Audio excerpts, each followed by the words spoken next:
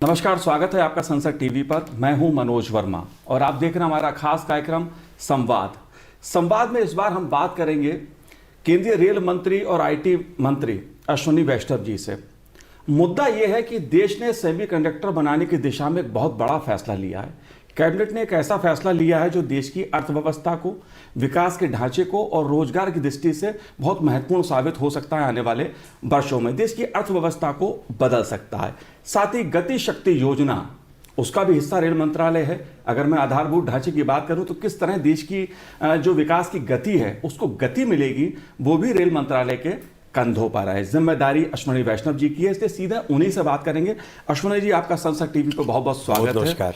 और शुरुआत में एक ऐसे फैसले से ही करूंगा कैबिनेट से आपसे जानने समझने की कोशिश, जो देश की अर्थव्यवस्था को बदलने वाला है, वो है सेमीकंडक्टर का। ये फैसला कितना महत्वपूर्ण है देश की अर्थव्यवस्था के लिहाज से, विकास के लिहाज से, आत्मनिर्भर भारत के लिहाज से? देखिए, आज जीवन में हम जो कुछ भी उपयोग कर रहे हैं, चाहे घर के अंदर कोई अप्लायंस हो, चाहे कार हो, चाहे रेलवे का इंजन हो, सभी में इलेक्ट्रॉनिक्स है। और इलेक्ट्रॉनिक्स के पीछे मूल होता है सेमीकंडक्टर चिप्स जी।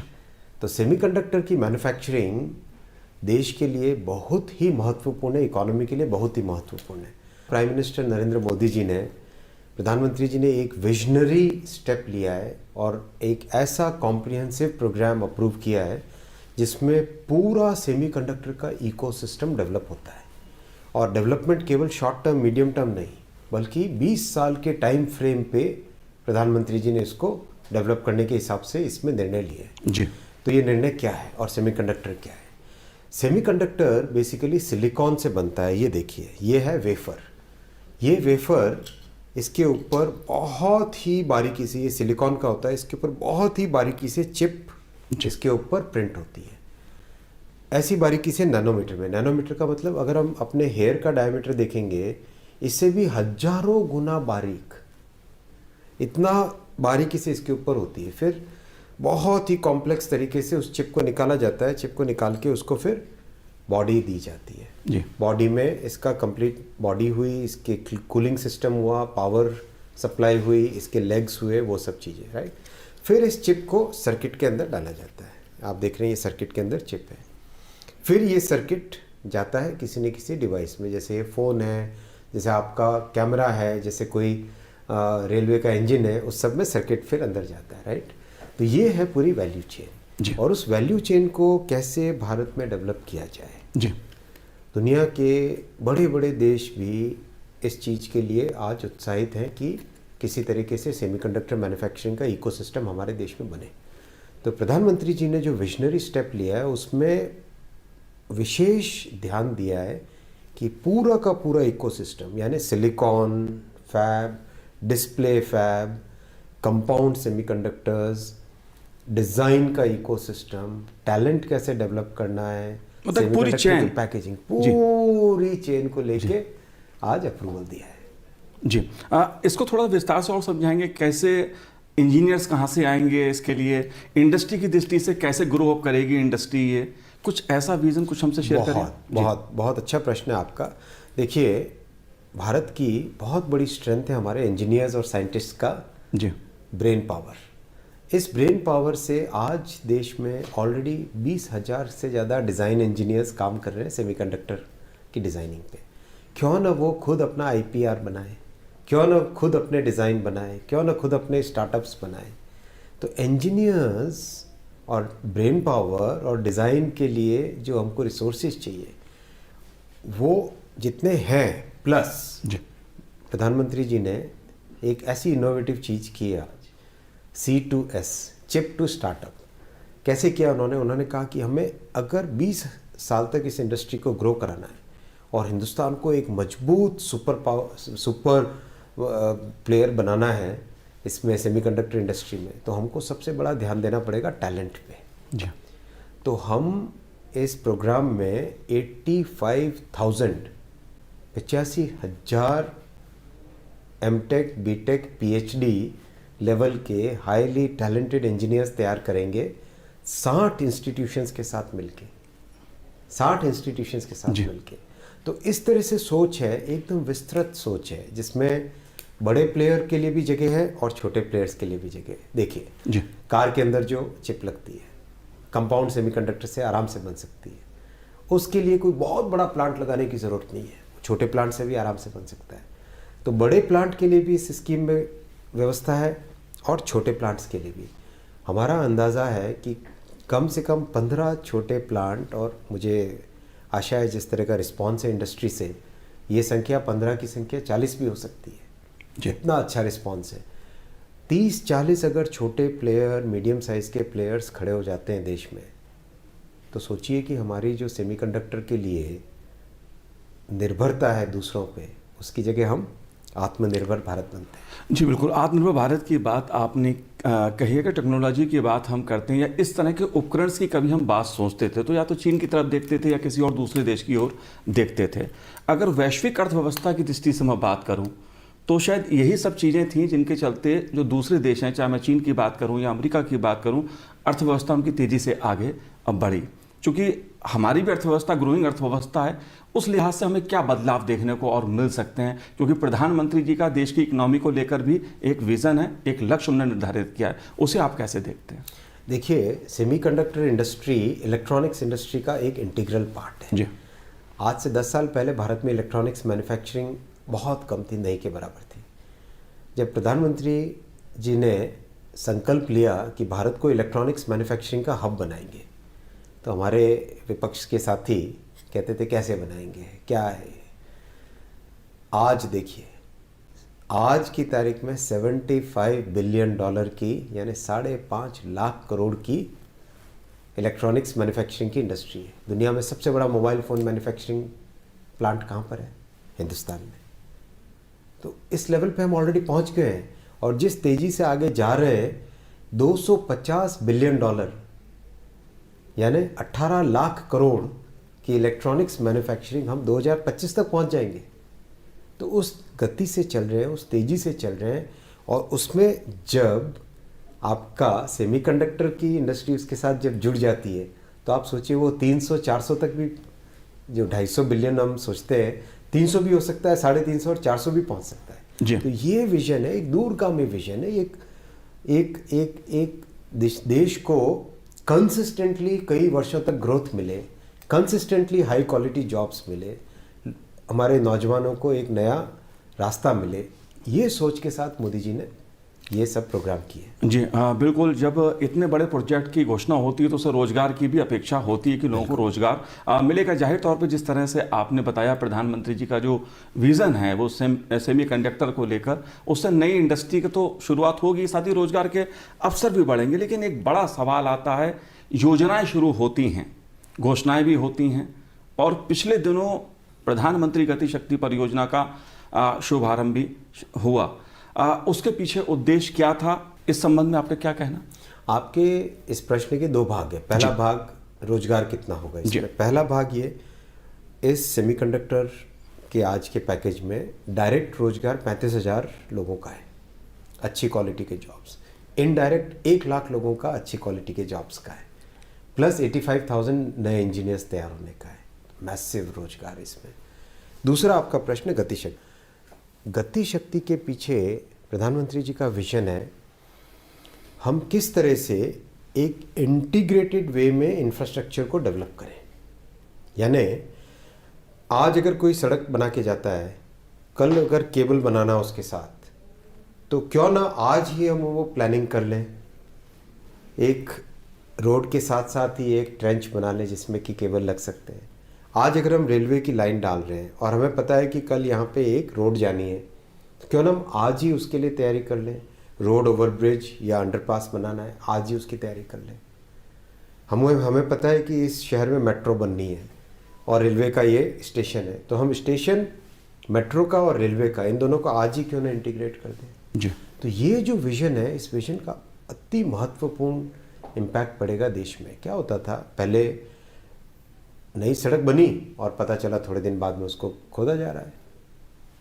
आपने नई रेलवे लाइन बनाई और 50 पिटीशन आ जाती है कि भाई यहाँ पे अंडरपास बनाओ। तो ये जो सोच है, इसमें बहुत मेहनत करनी पड़ेगी हम सबको, बहुत साइंटिफिक वे से सोचना पड़ेगा। पीएम साहब, प्रधानमंत्री जी हमेशा कहते हैं कि माइंड की देश में कमी नहीं है, हमें माइंडसेट बदलना पड़ेगा। तो इसमें माइंडसेट बदलने की बात है जी। किसी भी चीज़ को ऐसे सतही तरीके से न देखें, गहराई में जाएं, बारीकी से चेक करें, सारे आयाम देखो, फिर जाके आगे बढ़ो। जी, अगर बात मैं रेल मंत्रालय की करूं, क्योंकि नोडल एजेंसी है इसकी, तो रेल मंत्रालय की दृष्टि से अगर मैं विकास के हम बात करते हैं तो एक चीज़ देखने में आती है अश्वनी जी कि अभी भी 50 या 60-70 के दशक की ट्रेनें देखने को मिल जाती हैं, कुछ ढांचा भी देखने को मिल जाता है, हालांकि बहुत बदलाव देखने को मिल रहे हैं। क्या अच्छी ट्रेनें, नई ट्रेनें, बुलेट ट्रेन की बात भी होती है, क्या ऐसा बदलाव हमें देखने को मिलेगा? कब तक मिलेगा? ज़रूर मिलेगा और बहुत जल्दी मिलेगा। प्रधानमंत्री जी ने लाल किले से घोषणा की, हम अमृत काल में प्रवेश कर रहे हैं और 2023 की 15 अगस्त तक देश के कोने कोने को अत्याधुनिक भारत में डिज़ाइन, भारत में निर्मित ट्रेन से जोड़ना है। इतना बड़ा संकल्प हमारे सामने रखा है। रेलवे के इंजीनियर्स दिन रात काम कर रहे हैं। डिज़ाइन का वर्क, जो कि एकदम अत्याधुनिक ट्रेन हो, उसका डिज़ाइन का काम कंप्लीट हो गया है। मैन्युफैक्चरिंग का काम चल रहा है। पहला प्रोटोटाइप अप्रैल मई के महीने में पहला उसका जो मॉडल बनेगा वो आके रेडी होगा। उसको ट्रेन पे उसको ट्रैक्स पे चलाएंगे, 2-3 महीने उसकी टेस्टिंग करेंगे। सितंबर अक्टूबर अगले साल के 2022 के सितंबर अक्टूबर से इसका सीरीज़ प्रोडक्शन चालू हो जाएगा। यानी हर महीने 4 या 5 ट्रेन्स फैक्ट्री से निकलनी चालू हो जाएंगी। जी। तो अगले 2023 तक प्रधानमंत्री जी का जो संकल्प है उसको हम लोग जी जान से मेहनत करके पूरा करेंगे। देश के कोने कोने को अत्याधुनिक ट्रेन से जोड़ देगा। जी, अगर स्टेशंस की बात मैं करूं तो स्टेशंस में 2-3 स्टेशंस को बदलता हुआ तो देश देख रहा है कि अच्छी सुविधाएं में मिली और अच्छे से उनका बदलाव हो रहा है। क्या इसके आगे भी कोई योजना है? बिल्कुल है, बिल्कुल है। या ये 3-4 स्टेशन ही तक? बिल्कुल नहीं। देखिए, प्रधानमंत्री जी का विजन है रेलवे के लिए कि पहला जो पैसेंजर्स का एक्सपीरियंस है वो बदलना चाहिए। आज हम 21वीं शताब्दी में हैं, दुनिया के साथ आज हम कंधे से कंधा मिला के चलते हैं, तो हमें हमारे पैसेंजर्स के लिए ऐसी ट्रेन्स हो, ऐसे स्टेशंस हो जो दुनिया में जहाँ पर भी वर्ल्ड क्लास लेवल हो उस बेंचमार्क के साथ मैच करते हो। तो अभी तक जो स्टेशन बने उससे हमने बहुत कुछ सीखा है, क्योंकि स्टेशन बहुत कॉम्प्लेक्स बिल्डिंग है। जी। उसके वाइब्रेशंस, ट्रेन जब चलती है उसके वाइब्रेशंस, उसके टेम्परेचर कंट्रोल, उसके इन आउट, उसके कॉन्कोर्स, उसके कंप्लीट उसकी डिज़ाइन बड़ी कॉम्प्लेक्स डिज़ाइन होती है। तो उससे एक्सपीरियंस से सीख के आज हम इस परिस्थिति में हैं कि बहुत जल्दी डिज़ाइन कंप्लीट होते ही 40 के आसपास स्टेशंस के निर्माण की तैयारी में लग जाएंगे। हम लोग काम चालू कर लेंगे, जल्दी चालू कर लेंगे, बहुत जल्दी जी। इतनी तैयारी है। केवल वहीं पे रुकना नहीं है, रुकना वहाँ पे नहीं है। देखिए, मैं आपको बड़ी इंटरेस्टिंग बात बताता हूँ। जी। स्टेशन की डिज़ाइन चल रही है, हम लोगों ने फीडबैक दिए, रिव्यूज़ हुए। पीएम साहब ने रात में 11 बजे फ़ोन किया और बोले, देखो अश्विनी, हम 50 साल के लिए बना रहे हैं ये स्टेशन, कहीं पे कोई शॉर्टकट नहीं रहना चाहिए। हर चीज़ ये सोच के बनाओ कि आज से 40-50 साल के बाद में भी स्टेशन की उपयोगिता उतनी ही रहे। यानी उस समय की पॉपुलेशन कितनी होगी, उस समय शहर के दोनों तरफ में, एक स्टेशन के दोनों तरफ अगर शहर डेवलप हो गया है तो दोनों साइड का सोचो। इधर से लेफ्ट, नॉर्थ से साउथ जाना है, ईस्ट से वेस्ट जाना है अगर शहर को, तो वो कनेक्टिविटी स्टेशन दे देना चाहिए। जी। इस तरह की सोच है।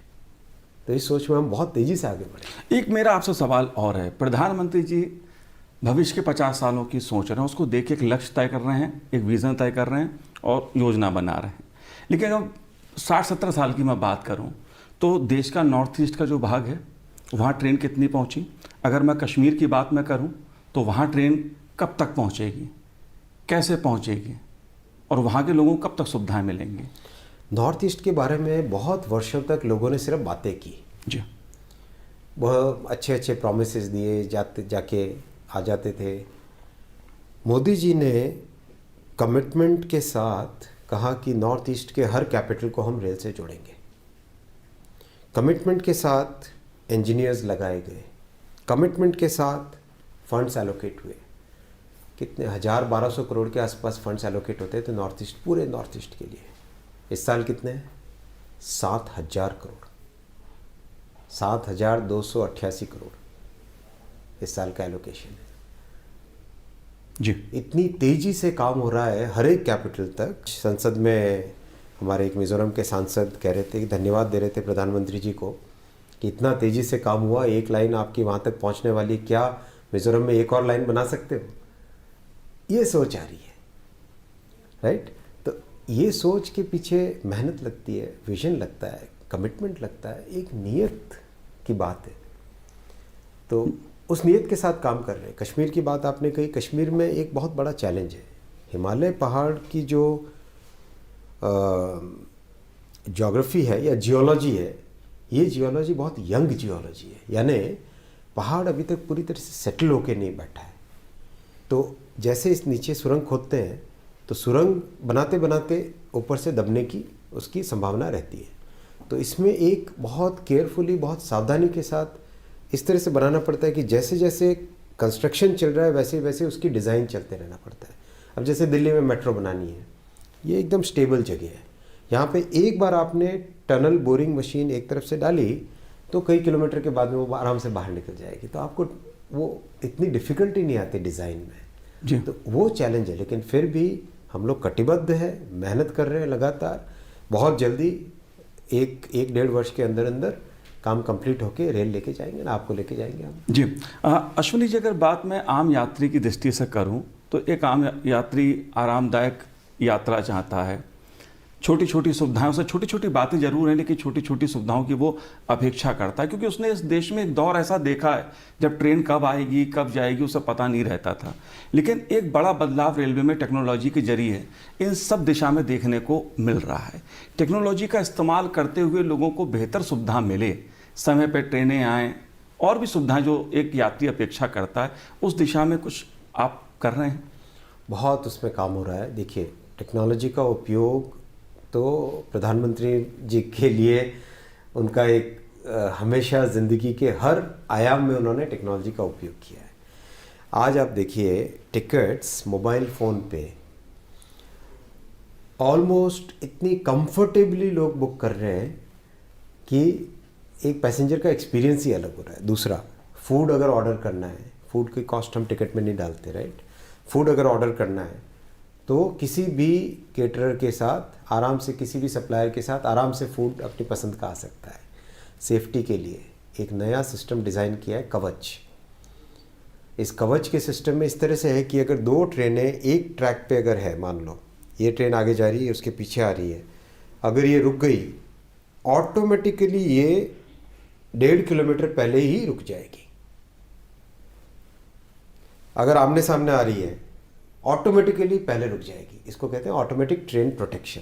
जी। तो कवच का 6000 किलोमीटर के आसपास ऑलरेडी सैंक्शन कर दिया है। बहुत तेज़ी से उस पर काम चल रहा है, टीमें काम कर रही है, कंप्लीट डिज़ाइन सर्वे चल रहा है। रेडियो, उसमें काफ़ी कॉम्प्लेक्स इक्विपमेंट लगते हैं तो उसका सर्वे अलग तरीके से होता है। वो सब कंप्लीट होके अगले 4-5 महीने में उसका ज़मीन पे कंस्ट्रक्शन चालू होगा। तो इतनी रैपिडली अडॉप्ट कर रहे हैं टेक्नोलॉजी, क्योंकि ज़रूरत है। इतना बड़ा नेटवर्क है, इतने बड़े नेटवर्क को आप पुराने तरीक़ों से नहीं चला सकते। प्रधानमंत्री जी कहते हैं ना, 21वीं शताब्दी में 20वीं शताब्दी के तरीके से काम करने से काम नहीं चलेगा। जी जी। किसानों को सुविधा मिले बेहतर, इसके लिए भी रेलवे ने ट्रेनों का चलाया है, प्रचालन उसका किया है। उससे संबंधित क्या और बेहतर करने रेल जा रहा है ताकि एक स्थान से दूसरे स्थान तक किसानों का जो उत्पाद है, जो उनकी चीज़ें हैं, वो पहुंच सकें, समय से पहुंच सकें और उनको अच्छे उपज का मूल्य मिल सके? अब तक करीब 1700 के आसपास किसान रेल की सर्विसेज चल चुकी है। बहुत अच्छी सर्विस है, बहुत अच्छा इसका बेनिफिट मिलता है। संसद में हमेशा सांसद बंधु बताते हैं कि हमारे एरिया में किसानों को इतना बेनिफिट मिला। देखिए क्या होता है, ट्रक में जब भी मटेरियल जा रहा था तो जो नीचे वाला जो लेयर होता था, मान लीजिए प्याज जा रहे हैं तो ऊपर वाले प्याज तो ठीक रह जाते थे, नीचे वाला जो प्याज का लेयर होता था वो दब के सड़ जाता था, बहुत ब्रेकेजेस होते थे, डैमेजेस बहुत होते थे। ट्रेन के अंदर जब ले जा रहे हैं कोचेज़ के अंदर, तो किसान रेल में जब लेके जा रहे हैं तो बर्थ जो है उस बर्थ के कारण आराम से उसमें स्टोरेज हो जाता है, खराब नहीं होता माल और समय पे पहुंच जाता है, तो किसान इससे खुश है। जी, रेलवे की जब बात होती है तो पर्यटन की बात भी होती है, क्योंकि रेलवे और पर्यटन एक दूसरे से जुड़ा हुआ है। इसको लेके रेलवे क्या कर रहा है? दूसरा, रामायण सर्किट की अगर मैं बात करूं, इस तरह के सर्किट्स पे भी रेलवे काम कर रहा है, इस पे आप क्या हमसे बात साझा करना चाहेंगे? बहुत ही आपने महत्वपूर्ण प्रश्न पूछा है। देखिए, दुनिया में बाहर के अगर हम देशों को देखेंगे, कोई छोटी मोटी चीज़ होती है उसके बारे में इतनी बड़ी बड़ी कहानियाँ बनाते हैं और उसको बहुत बड़ा टूरिस्ट अट्रैक्शन कर देते हैं। हिंदुस्तान में तो इतनी बड़ी हमारी कल्चरल हेरिटेज है, इतनी शानदार कल्चरल हेरिटेज है, इतनी बढ़िया शानदार हिस्ट्री है। तो प्रधानमंत्री जी ने कहा कि हमें इस हेरिटेज को, इस कल्चर को, इस एक्सपीरियंस को दिखाने का एक नया मोड ढूंढना पड़ेगा। तो उन्होंने हमको विजन दिया कि रेलवे का जैसे पैसेंजर सेगमेंट होता है, गुड सेगमेंट होता है, वैसे ही एक पूरा टूरिस्ट सेगमेंट बने जो कि हमारी भारत की हेरिटेज को, गौरव को देश के सामने रखे, दुनिया के सामने रखे, लोगों को भारत के गौरव को एक्सपीरियंस करने का एक नया माध्यम मिले। तो उसी कल्पना से, उसी विजन के साथ प्रधानमंत्री जी ने हमको भारत गौरव की कल्पना दी और हमने भारत गौरव ट्रेन चलाई। पहला एक्सपीरियंस रामायण सर्किट का है जी। इसके अलावा बहुत अच्छा इंटरेस्ट है।